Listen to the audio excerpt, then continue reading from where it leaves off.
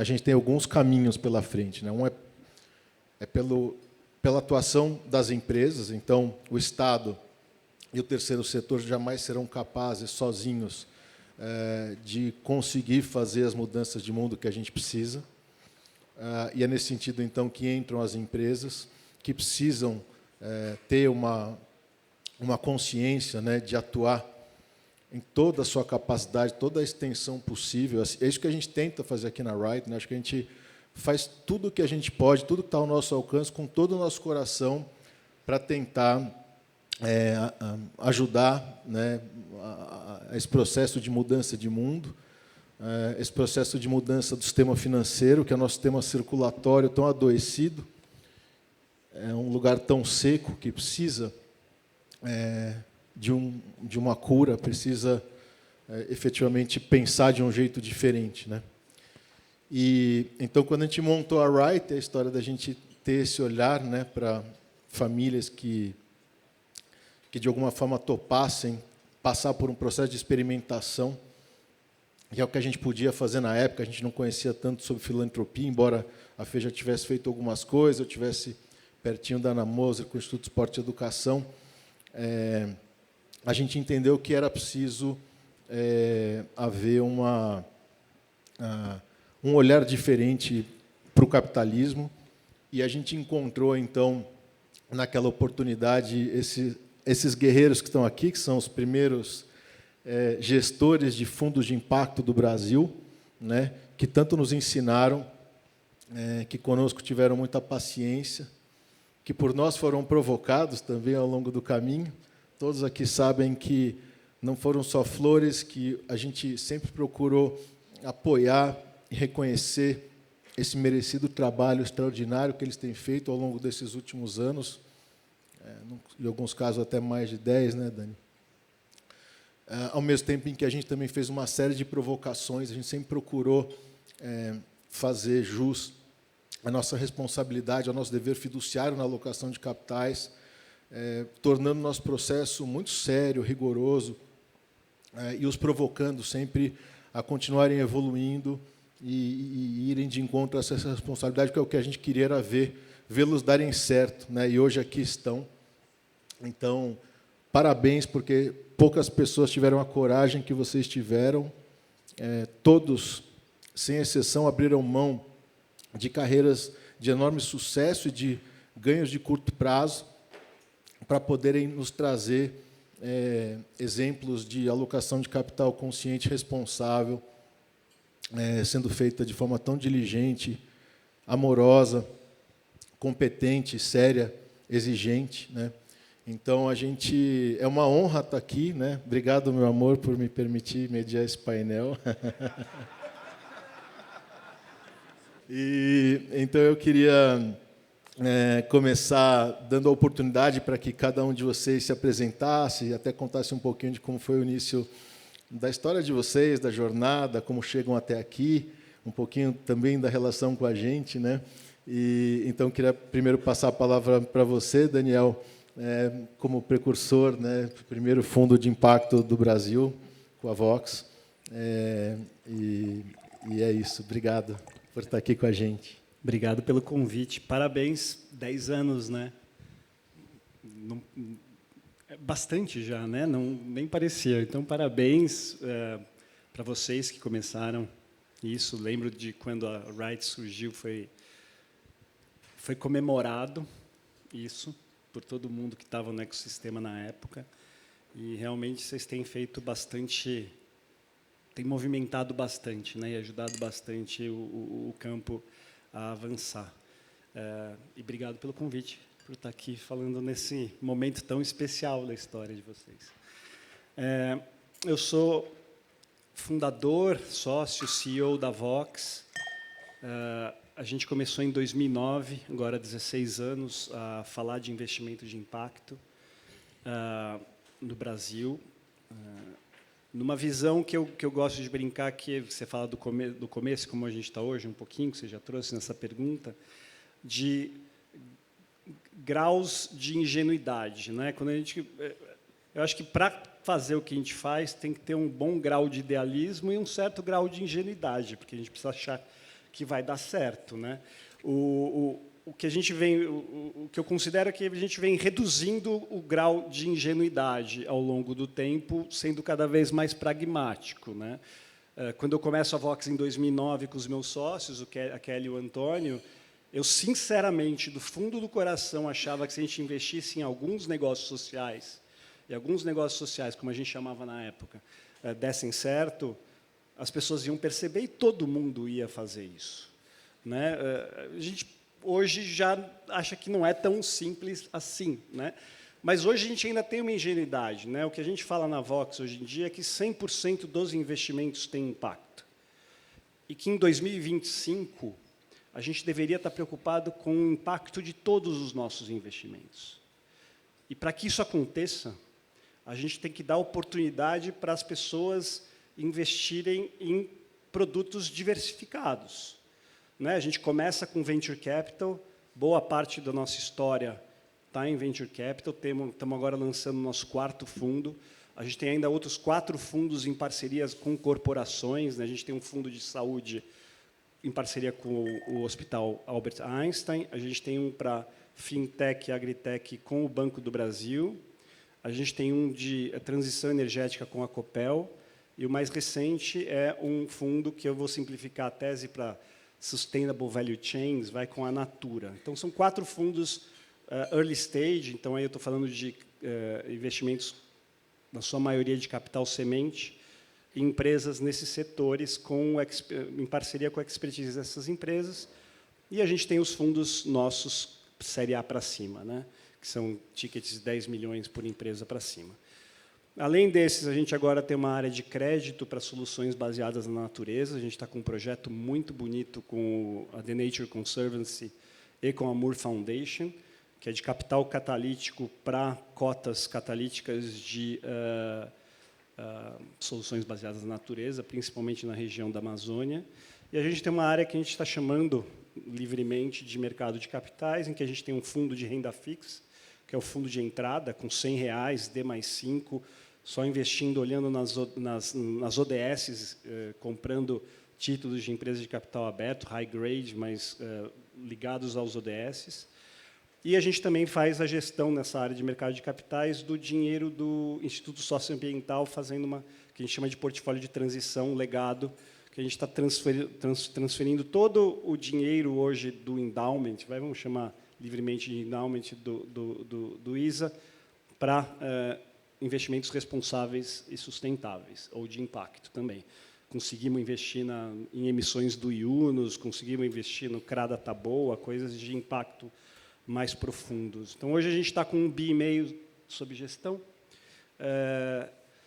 Confesso que eu achava que ia ser mais fácil, ia ser mais rápido, mas a gente está aí e crescendo bastante, né? Se a gente for olhar aí pré-pandemia, a gente cresceu coisa de 10 vezes em 5 anos. Então, as coisas estão indo bem, mas precisam ir mais rápido. Mas estamos felizes com o que a gente está conseguindo.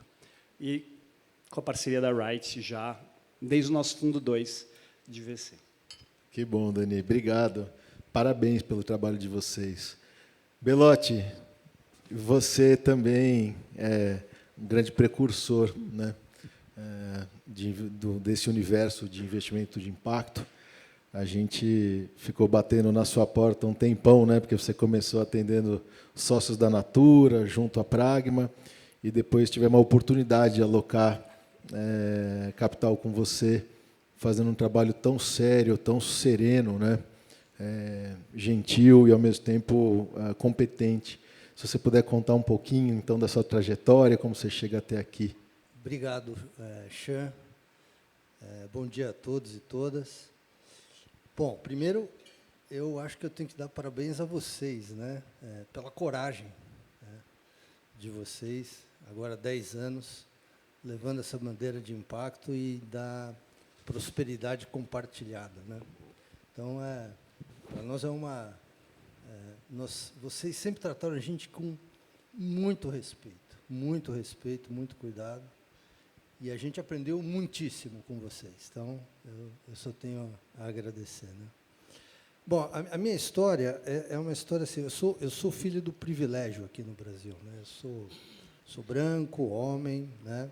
Classe média, boas universidades, boas escolas, um alto executivo de um banco de investimentos até 2003.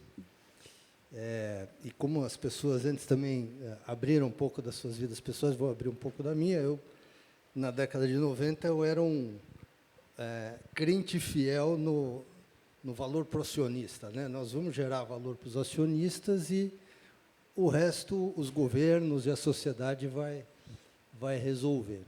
E chegou no final da década de 90, eu comecei a achar que o valor do acionista é uma parte da equação. Você tem outros elementos muito importantes. E eu fiquei muito insatisfeito com isso no meu trabalho, buscando um propósito, até que, em março de 2003, eu lembro muito desse mês, eu passei por 3 eventos na minha vida. A minha filha mais nova, né, que agora completa 22 anos, eu tenho outros 2, de 30 e 28, ela de 22, ela nasceu. Uma semana depois, uma pessoa muito próxima de mim morreu num câncer muito agressivo, e na semana seguinte eu sofri um sequestro. E aí eu falei, não, poxa, eu acho que eu preciso reorientar um pouco a minha vida, e foi quando eu saí do banco que eu trabalhava e comecei a simplesmente falar, olha, eu acho que o capitalismo precisa trabalhar para essa prosperidade compartilhada que a gente viu hoje aqui, tão bem representada, né, por todos que tiveram antes. E aí fui conversando com as pessoas e, por essas coincidências, entre aspas, da vida, a mesma coincidência que fez o Jaime sentar do lado da Fernanda e perguntar sobre o FIP, eu acabei me aproximando dos 3 fundadores da Natura, e eles... Bom, a Natura vocês conhecem muito bem, sempre aquela transparência, governança, vontade de fazer o Brasil mais justo, inclusivo e sustentável. E acabei trabalhando para eles durante 10 anos, isso era 2005, fazem 20 anos esse ano que eu estou trabalhando nisso, né? Até que um deles, o Pedro, falou, olha, Paulo, se você não montar um FIP, você não vai ir muito longe.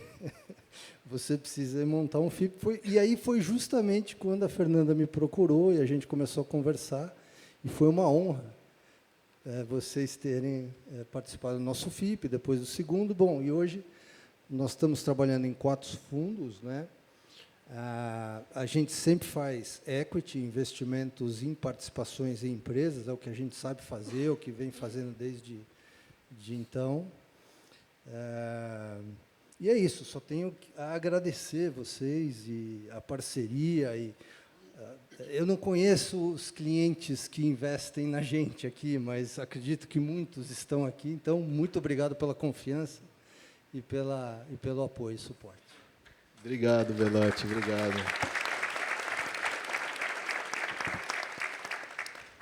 A Deinha, né, que é a Andréa Oliveira, que está aqui, ela também trabalha com o marido, que é o Fabinho. E ele era advogado também de um grande escritório, e resolveram montar o fundo juntos, né? E quando eles nos procuraram, eles foram fazer os primeiros investimentos, queriam que a gente alocasse capital. A gente falou, Dé, monta primeiro uma holding, começa family and friends, né, família e amigos, e quando vocês ganharem um pouquinho mais de experiência, vocês voltam para a gente conversar. E alguns anos depois, eles vieram até nós, já tinham feito alguns investimentos super bacanas, estavam melhor organizados, com um time, e resolveram, então, montar um FIP, né, que é esse Fundo de Investimento em Participações, que nos permite investir em empresas, né? Alguém falou aqui, puxa, deve ser um grande desafio trabalhar com a esposa. Eu já ouvi uma vez que ou dá muito certo ou dá muito errado. Eu acho que nos nossos casos deu muito certo, né, Dé? E vocês foram uma dupla maravilhosa, super complementar, e é muito legal ouvir vocês, acompanhar a jornada de vocês, ver a seriedade do trabalho que vocês desenvolvem, né? E o intento tão cristalino que é a regra aqui de todos, de vocês 4, né? Acho que todos são completamente bem intencionados e têm, acho que, essa busca do propósito como algo absolutamente inquestionável dentro das suas jornadas, né? Então, se você puder contar um pouquinho da trajetória de vocês, eu agradeço, Dea. Obrigada, Chan. O fato é vir que pegar o filho com febre na escola. Isso acontece entre os casais de vez em quando. Mas a gente está muito feliz de estar aqui. Eu lembrei do evento de 5 anos atrás. Acho que estava o Dani e o Paulo, e você citou a Rise e a Positive nascendo. E outro comentário que eu queria fazer hoje, que tem muito a ver com os valores da Right, é que eu olho aqui, acho que eu tive uns 2 meses atrás, num evento bem de mercado financeiro, e eu contei 9 mulheres. E hoje aqui, eu arrisco dizer que tem pelo menos 50%. Eu acho que vocês fazem isso, né? Essa mudança, esse alinhamento, essa coerência de dentro para fora. Então, não é só fazer o impacto, mas como vocês levam isso nos valores de vocês. E por isso que eu já vi várias pessoas chorando aqui hoje. Então, eu vou contar... Existe sempre várias histórias. Eu vou contar umas partes, talvez, que a gente nunca compartilhou, que devem ser divertidas. E foi isso. A gente chegou com uma intenção muito forte de entender que ainda existia uma urgência no Brasil, né? Existiam gestores muito sérios, muito pioneiros, que foram muito abertos conosco, o Dani, né? O Antônio, o Paulo, todo o time da Move, da Vox. E como é que a gente podia entrar de uma forma complementar nesse ecossistema. A gente entendeu que a nossa paixão, expertise, experiência, ela vinha de um lugar de ser focado em venture capital. É a nossa paixão. Eu acho que você está num ambiente de venture capital, você está sempre exposto à inovação, a entender qual que é a solução que você investe hoje, que vai funcionar daqui a 10 anos, quando a gente tem tantos desafios urgentes. E aí todo mundo falou, não, vocês têm que conversar com a Fê e com o Chan, e vocês têm que conversar com a Carol, que também está ali. E aí a gente foi, e assim, quando eles falam de diligência, eu acho que qualquer boa reflexão vem de boas perguntas, né? Então, foram muitas boas perguntas colocadas por eles e foram determinantes para a gente. A gente começou devagar, com cautela, não só pelo dever fiduciário, mas por também tem uma responsabilidade de criar um ecossistema de impacto no Brasil. Então, co-criar, né? Já tinha eles aqui abrindo o setor. E aí, a gente fez esse investimento nessa empresa chamada Eu Reciclo, que hoje é um case muito interessante do ecossistema de impacto. Eles cresceram muito, continuam crescendo, já estão em vários países, começaram no Brasil, foram para o Chile, estão indo para o México. Praticamente, eles criaram um setor de reciclagem. Aqui, a própria prata, que eu estava olhando, tem o selinho de certificação do Eu Reciclo. E a gente falou, bom, vamos começar fazendo essa holding, esse club deal. E a gente encontrou a Eu Reciclo. A gente falou, não, a gente não pode perder essa oportunidade. Mas não dá tempo da gente captar. E aí, enfim, a gente chamou Family and Friends, os primeiros investidores que acreditavam na gente, que já conheciam um pouco da nossa trajetória profissional, e complementou com capital ali, né, de alguns dos sócios e tal. A gente falou, não, quando a gente conseguir complementar, a gente pega de volta. E aí foi isso que aconteceu. Então, a gente emprestou e pegou de volta. E hoje a gente se arrepende, porque a empresa cresceu mais de 55 vezes. Enfim, nossos investidores ficaram super felizes, mas a gente só emprestou para a companhia. E, de lá para cá, acho que esse foi um track record muito legal de uma empresa que cresceu. Depois, a Rise entrou com a gente co-investiu juntos. E a gente lançou o primeiro FIP em 2019 para investir numa tese um pouco mais concentrada. Fizemos investimentos super interessantes, a Labizames, que é bem focada no setor de saúde, com foco em quem não tem plano de saúde, a Letros, que é um case super legal de educação, e um investimento que transformou um pouco a nossa estratégia, que chama Pachama, que foi o seguinte, olha que interessante, o founder ele é um argentino, a empresa, a gente mapeou tudo que tinha em oportunidade de carbono, e a gente se apaixonou por essa empresa. Eles começaram na Argentina, o headquarter deles era Estados Unidos, os clientes eram lá, eles são a solução usada por Apple, Microsoft, Salesforce, etc. Mas a maioria dos projetos de generação são no Brasil. E a gente falou, poxa, faz muito sentido, né? É uma empresa muito qualificada, mas que quer atuar aqui e quer gerar impacto no Brasil. Então, na Positive, quando é social, quando os desafios são sociais, a gente investe no empreendedor brasileiro, que conhece da legislação, que sente a dor, né? Mas, quando é global, a gente tem uma disponibilidade muito grande de abrir mercado no Brasil, porque a gente acaba, né, sendo um fundo de impacto, que acho que a gente compartilha todos disso. A gente tem uma rede de investidores muito engajado, que entende que está construindo esse legado do nosso lado e que tem uma predisposição natural de abrir mercado para as grandes empresas, né? Então, seja Porto Seguro, seja Suzano, enfim, seja lá a empresa, é um ganha-ganha para todo mundo. A empresa vem para cá, ela cresce e enfim, todo mundo sai ganhando. E aí, recentemente, a gente lançou um fundo 3 vezes maior para reforçar essa tese. A gente tem hoje 30 empresas no portfólio. Que legal, Denha. Parabéns, lindo. Pedro, você chegou lá na RAI também, né, querendo levantar capital, e a gente ficou uns bons anos conversando, né?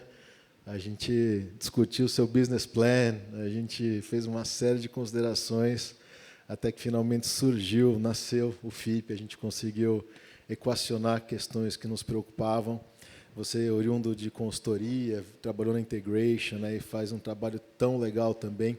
A gente adora, né, o seu trabalho, gosta muito da forma como vocês conduzem as coisas, e do portfólio de vocês. Se puder contar um pouquinho, então, também, por favor. Obrigado, Chá. Uma honra estar aqui. Parabéns. 10 anos para vocês. Vocês são muito relevantes, não só para a gente, mas acho que para o nosso país. Assim, para quem não tem tanta referência, são pouquíssimos multifamily offices que têm um posicionamento como vocês no mundo. No Brasil, nenhum. E vocês fazem o que é possível, e é muito, né? Muita coisa já. E um grande advocacy, um grande education ao redor do tema, com as pessoas mais relevantes para serem educadas nesse tema, que são as pessoas com patrimônio. E o impacto de vocês não dá nem para mensurar, na verdade, porque a externalidade não dá para mensurar. Não é sobre quantos bilhões vocês têm sob gestão e quantas famílias vocês têm. Eu acho que é muito maior do que isso, assim. E é uma honra poder ser uma das investidas de vocês, que são super criteriosos, super diligentes. Assim, eu comparo a diligência de vocês com as melhores diligências que a gente já recebeu mundo afora, em termos de rigor técnico e profundidade. Assim. Então, parabéns. E obrigado também, porque em uma dessas conversas ao longo dos primeiros anos, né, a gente começou com Club Deals também. A gente não começou como uma gestora, com FIP, né? Friends and Family, Capital Nosso, e a gente começou a fazer. E eles sempre posicionaram: a gente não pode fazer ativo direto, né? A gente só faz fundo. O dia que vocês tiverem um fundo, a gente pode considerar. E eles nos ajudaram muito a pensar esse caminho. E aí teve um dia que eu estava saindo de lá, eu falei: Xan, a gente é pequeno ainda, mas a gente vai conseguir, né? E aí ele falou para mim assim: vocês são pequenos de qual ótica? De recurso sob gestão ou de intencionalidade, capacidade, de coração? Aí aquilo ficou, eu saí me sentindo grande da reunião, assim. E ficou até hoje, né? Essa reunião faz uns 7 anos, mais ou menos, né, nossa. Então, eu só tenho a agradecer a vocês, assim, vocês são incríveis. E a Rise, né? Acho que a Rise, eu venho de uma história também que eu tive consultoria. Eu também sou filho do privilégio, como o Paulo. Mas eu tive um privilégio ainda maior, que é minha mãe trabalhar com desfavelamento e meu pai em hospital público. Então, desde criança, né, família de classe média, eu estava ou na escola, super simples, era talvez a pior escola particular da cidade. E aí eu estava ou na favela ou estava em hospital. Com meus pais, eu ia trabalhar com eles também, estudava onde eles trabalhavam.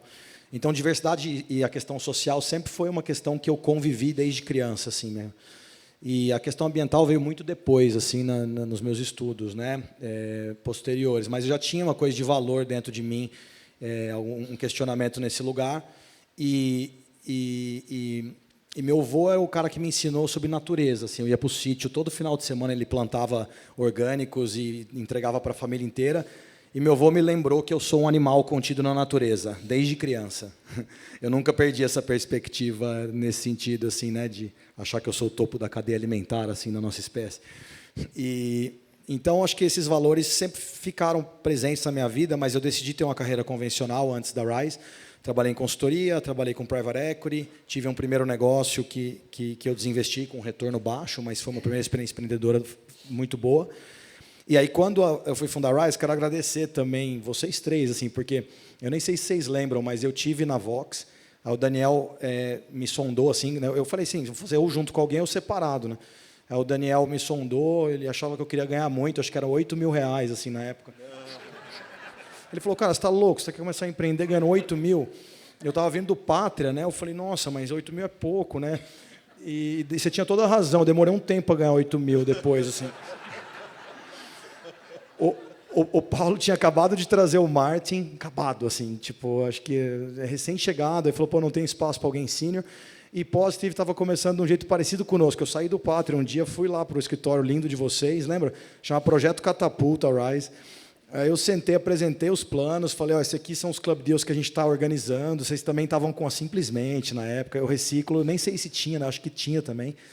E a gente nasceu praticamente junto em 2016. Então eu quero agradecer, eu me sinto aqui fazendo, sabe, uma conversa com os mateiros do ecossistema. Não sei se alguém já fez trilha com mateiro na frente, né? Eu fiz uma na Amazônia, é incrível, assim. Cada beleza e cada dificuldade que a gente vive que é só como mateiro mesmo, né? Você como pioneiro grande, depois o Belotti, depois nós dois em 2016, né? Então agradecer a vocês. A Rise a gente hoje tem 250 milhões sob gestão em 2 fundos de Private Equity e Early Growth. A gente está bem no meio entre um VC e um PI grande. A gente entendeu que falta muito capital aí no Brasil. Falta capital para tudo que é lado no Brasil, né? Porque historicamente os juros é tão alto que o mercado financeiro é absolutamente disfuncional no Brasil. Tanto institucionais quanto famílias sempre fizeram muito dinheiro com renda fixa no país. Então, o Brasil é o único lugar do mundo relativamente desenvolvido que fundo de pensão, seguradora, não tem investimento direito em FIP, é 0,4% do AUM deles, que é um AUM relevante. Fora do Brasil, esse número é de 10% a 25%. E as famílias também fazem muito dinheiro com renda fixa, historicamente, né? Então, tem uma versão a risco até, o risco tem uma beleza imensa, né? O empreendedorismo do nosso país, tão bem falado, né? Então, assim... falta dinheiro em todo lugar, tanto de crédito quanto de investimento, de equity. A gente resolveu posicionar ali, o primeiro fundo nosso é um fundo de 150 milhões, está investido inteiro já em 7 ativos. E o segundo fundo a gente decidiu fazer uma guinada, a gente até mudou nossa marca, não chama mais Rise Venture, a gente tirou o Ventures do nome, porque era muito associado a Venture Capital, e a gente criou um tagline, Life Centered Investments, para captar, inclusive, fora do Brasil, né? Porque essa é a essência do que a gente faz, a vida no centro das decisões de investimento, junto com risco e retorno. Vida social, ambiental, qualquer forma de vida. Então, a gente criou essa marca Rise com esse tagline, Life Centered Investments, e criou um fundo de investimentos ambientais e de transição climática, bem agnóstico, como é nosso primeiro. Captamos uma âncora já de 20%, é um fundo que a gente mira captar entre 300 a 500 milhões de reais. Estamos com próximo de 100 milhões captados, com um pipeline muito bom e muito grato pela Wright ter confiado na gente nos 2 fundos, né? E foi super difícil aprovar o segundo fundo. Assim, eu falei, não é possível. Vocês confiaram lá no primeiro, né? Não, eles disseram, não, a gente está mais exigente que lá atrás, né? E deu certo no fim, né? Mas foi uma diligência muito grande. E a gente é bem grato de ter tido o privilégio de ter conseguido, porque não é tranquilo chegar no break-even de uma gestora. Para quem conhece o financials de uma gestora, a gente tem muitos anos para ganhar performance, né, para frente, e a gente ganha ali de 1,5% a 2,5% de taxa de gestão sobre um volume de recurso pequeno. Então, como é que monta time? A gente conseguiu vender 29% do nosso capital para 13 famílias que confiaram no nosso trabalho, e a gente capitalizou e montou um time de ponta, que conhece muito a atividade de investimento alternativo hoje na Rise. E essas famílias também compraram lá nosso risco lá atrás, e a gente é muito grato a isso, ter conseguido viabilizar nossa história e ter atingido o break-even no ano passado. 7 anos depois, break-even mais estrutural, operacional do negócio, né? Então, desculpa me estender, Chan. Imagina, Pedro, que legal. Pois é, essa história é interessante, né? O Pedro brigou comigo, falou, não é possível. Vocês estão muito mais exigentes do que lá atrás. Quando vocês investiram lá atrás, então vocês eram loucos. Porque, na verdade, a gente não tinha 10% do preparo que a gente tem hoje. Eu falei, mas é exatamente isso. Quando a gente começou e a gente tomou a decisão de trazer os nossos clientes a investir em impacto, o que a gente falou foi o seguinte, vamos pegar 1% do capital inicial alocado com a gente e vamos investir em impacto. Se a gente perder 1%, a gente vai ter ajudado a mudar a vida de muitas pessoas, né, do planeta. E, eventualmente, se a gente conseguir recuperar o principal, tiver algum retorno, ótimo. Mas é um jeito diferente de fazer. Vamos experimentar, vamos seguir juntos nessa jornada, vamos aprender juntos. E foi o que a gente fez, né? E no final eu falei, Pedro, então você tem que entender que hoje eu já estou prometendo que a gente vai tentar ter pelo menos o CDI. Evidentemente que a gente corre muito mais risco, mas a gente tem um retorno muito mais importante, né? Que é o retorno para esse olhar, que é o double bottom line, o olhar em que eu levo em consideração não apenas o retorno financeiro, mas também o retorno, o impacto social ambiental, né, cuja moeda, vamos dizer, ela tem várias formas de mensuração. Mais simples é quando eu olho para carbono, mas eu tenho hoje inúmeros outros mecanismos e metodologias para conseguir avaliar e entender o que significa do ponto de vista de externalidades positivas, né? E claro que as negativas também vão começar a ser, já passam a ser precificadas e entendidas, né? Então a gente tem hoje um mundo com Trump falando tudo isso, né? Hoje saiu no Valor que o presidente da COP falou que hoje você tem talvez, apesar de tudo isso que está acontecendo, 75% das empresas americanas têm sim algum nível de compromisso com o Acordo de Paris. Então eu acho que inclusive as perguntas que têm sido dirigidas a nós são: puxa, será que acabou? Eu acho que muito pelo contrário, as pessoas que realmente entendem que tem que fazer alguma coisa, elas estão se levantando e elas vão atuar, né? Porque não dá para deixar o mundo aperte os cintos que o piloto sumiu. A gente precisa efetivamente trabalhar, né? Não só para fazer do mundo um mundo melhor, mas também para a gente poder assegurar aos nossos filhos, netos e todas as pessoas do planeta que a gente vai conseguir ter um ambiente minimamente satisfatório, né, para aqui viver e para que a gente possa dar uma oportunidade, uma chance para a humanidade, né? Eu queria aqui, e aí vai ter que ser um pouquinho rápido, né, mais 2 minutos cada um, perguntar para vocês qual foi o case mais legal que vocês tiveram até hoje, né? Então, começo de lá também, Belotti, por favor. Bom, vou falar 2, posso? Pode. Rapidinho. Não, tem 1 minuto para cada. Não, o que a gente tenta fazer é pegar empresas e empreendedores e empreendedoras, no momento muito inicial da vida deles, que têm uma solução para um problema relevante no Brasil, e a gente tenta ajudar essa empreendedora e esse empreendedor a escalar isso de uma maneira muito significativa.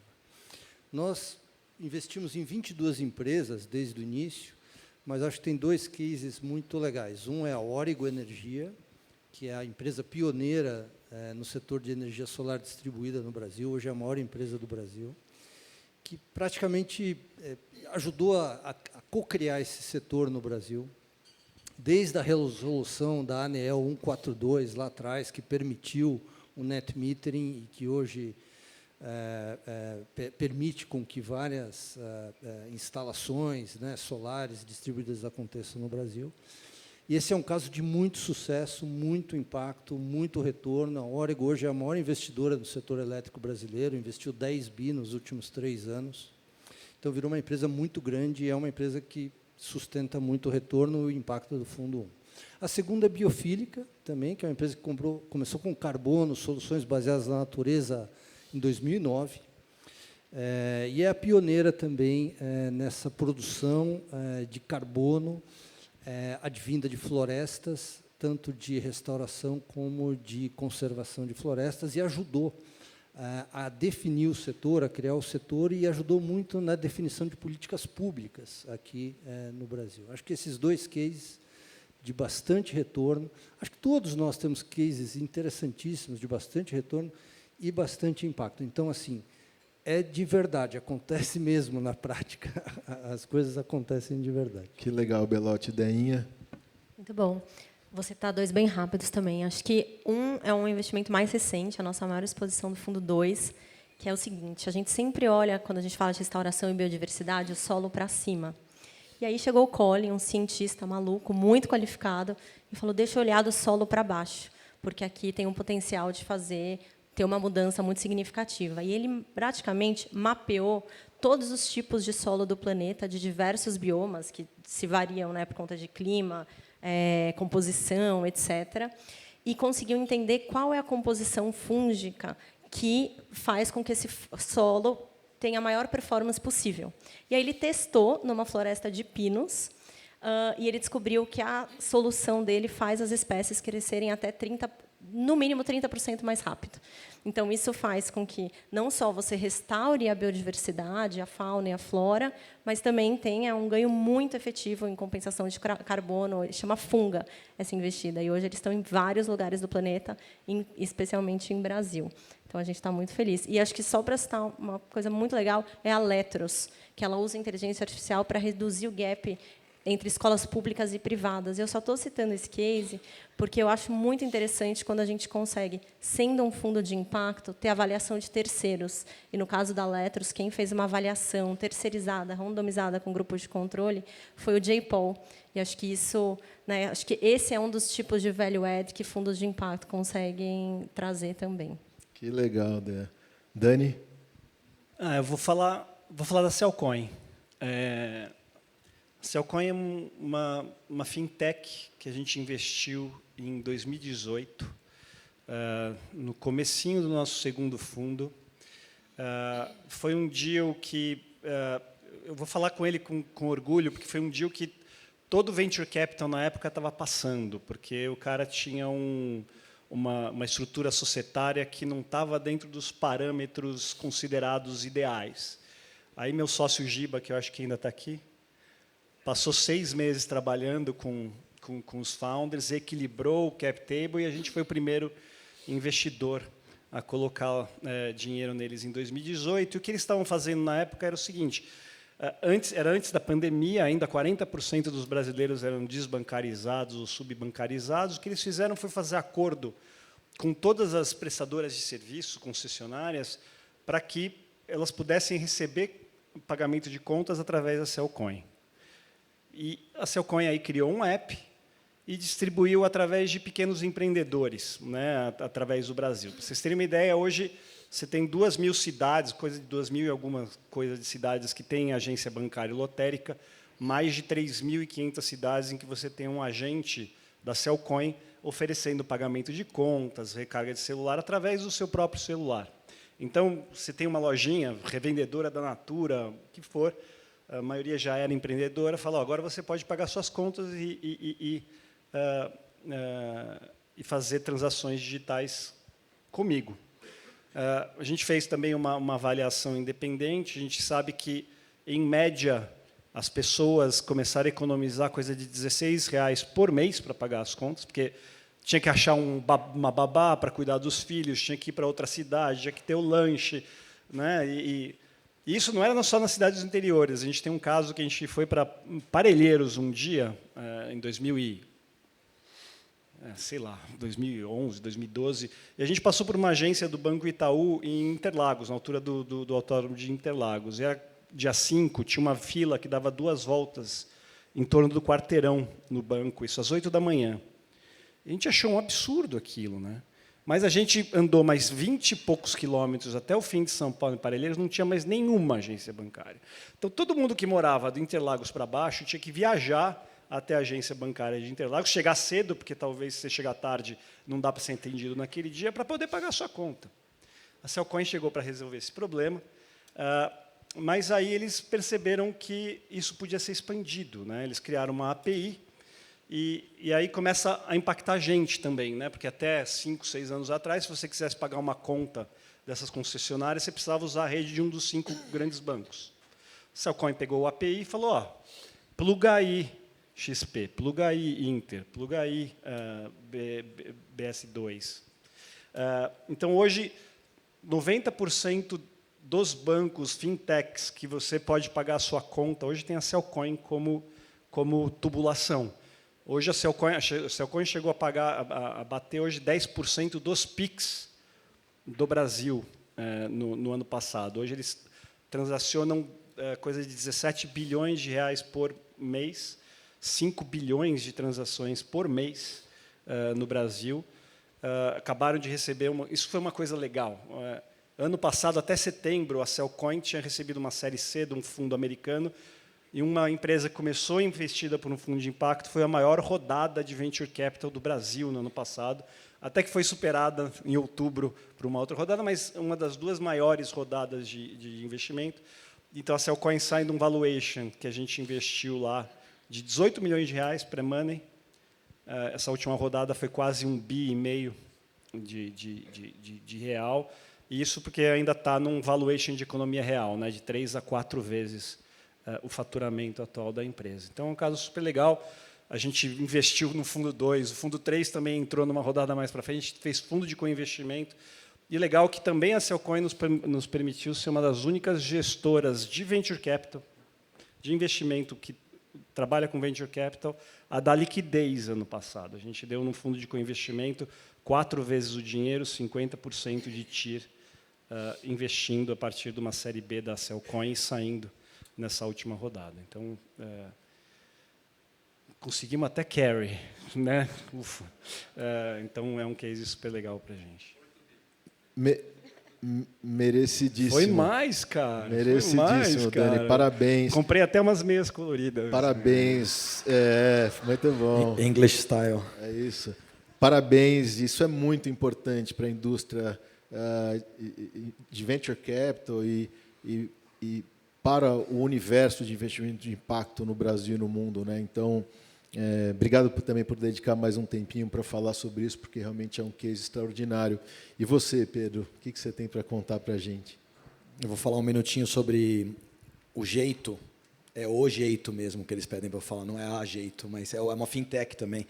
Só antes de falar 10 segundos, né, nosso portfólio de 2021 para cá, ele cresceu 57% em valor. Né, a valuation ponderada das nossas participações também. Então, é plenamente possível, Paulo.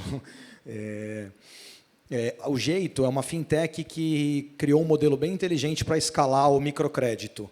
Eles usam um app, uma análise de crédito que usa dado alternativo de como o cliente usa o celular dele e uma liberação só com base no CPF e 2 minutos.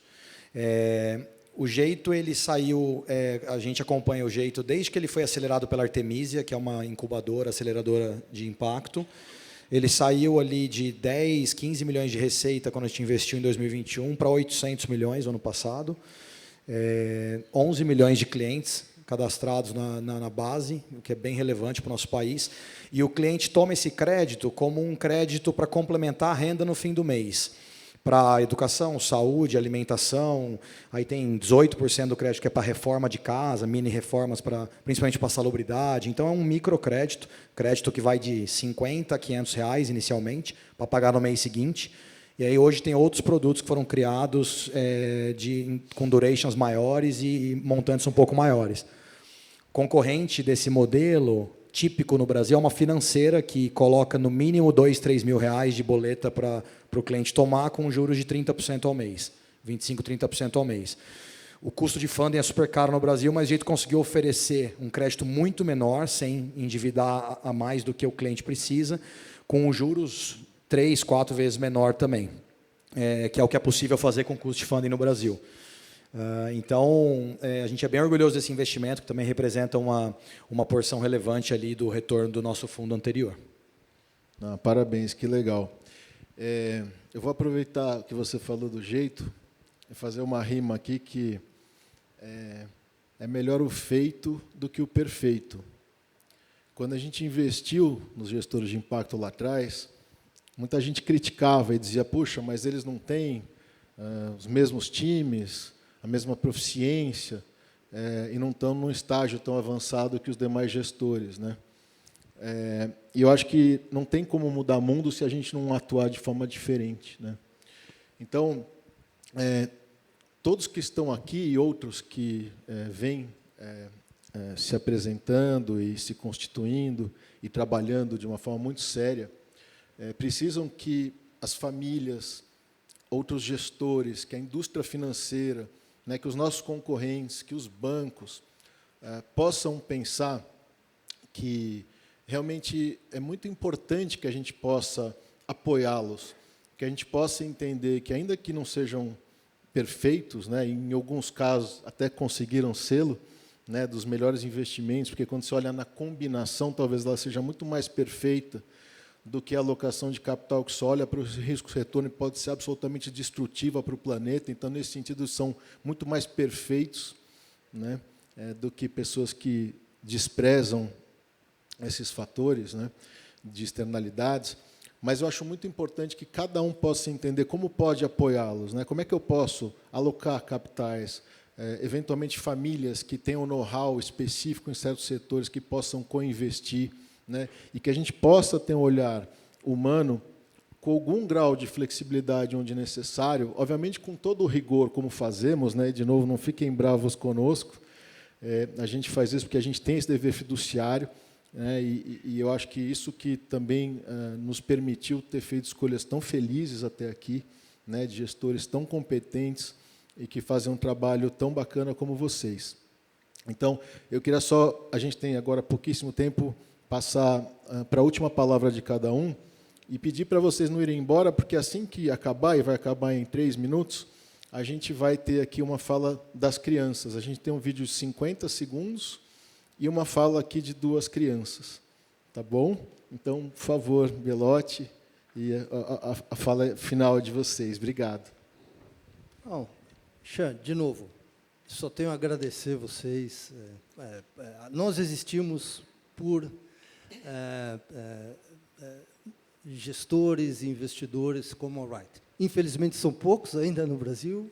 Vocês são genuínos. Então, muito obrigado por todo o apoio. Parabéns novamente pela coragem.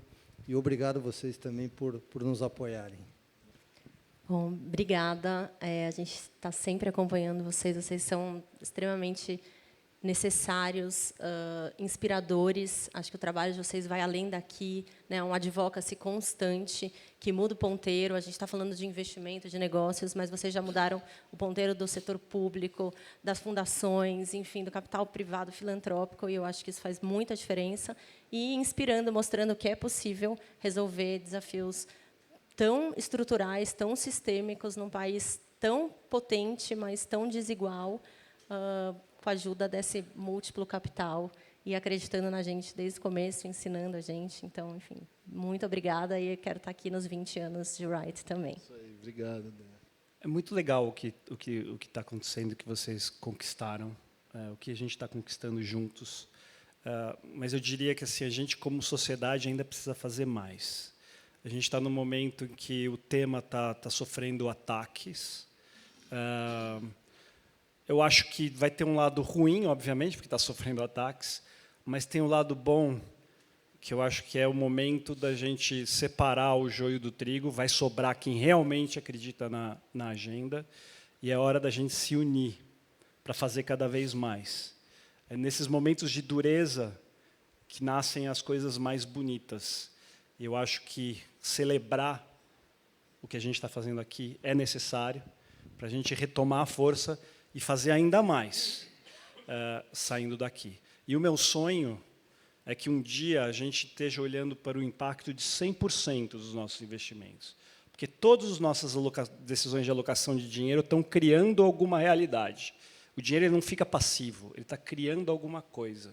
Que ele crie coisas belas e que ele crie coisas que ajudem a vida a florescer cada vez mais.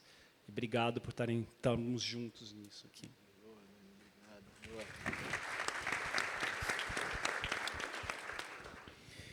Eu quero agradecer também. Há 8 anos, acho que era a MOVE e a Vox com 170 milhões sob gestão. Hoje nós somos 4 aqui, indo para 2,5 bi no fim do ano, aí, provavelmente, juntos, fazendo uma conta meio grossa aqui. E eu espero que no aniversário de 20 anos da Wright Capital seja 25 bilhões de dólares, né? Que tenham BlackRocks fazendo o que a gente faz, Blackstones fazendo o que a gente faz, porque, de fato, eu concordo muito com você, Dani, assim, precisa mais, né? O ser humano ele tem esse lugar de evoluir pela dor, né? Precisar de muita dor, amor e dor, né? Para evoluir, mas a dor está chegando num lugar de ar e água, já assim, né? Num lugar muito essencial. Então, eu espero que quem possa faça mais. Esse é o meu desejo aqui, e agradecer muito o que já é feito também, claro, porque sem isso nada seria possível. Obrigado a todos vocês.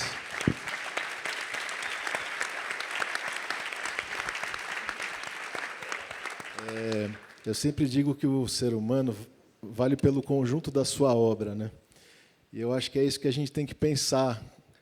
E, bom, eu vivo ao lado de uma ser humana que tem uma das obras mais lindas que eu já conheci e que tem feito esse trabalho e merece ter todo o meu reconhecimento e o nosso reconhecimento, né, tão extraordinário à frente desse ecossistema. E é uma honra caminhar ao seu lado. Então, agora, em menos de 5 minutos, a gente conclui. Muito obrigado a todos vocês que ficaram até aqui por tanto tempo. Eu sei que é tão difícil, né? Todo mundo tem compromissos. A gente realmente fica muito feliz aí de contar com a presença de vocês ainda. Então, Love, você conduz aqui. Gente, muito obrigado, viu? Obrigado mais uma vez.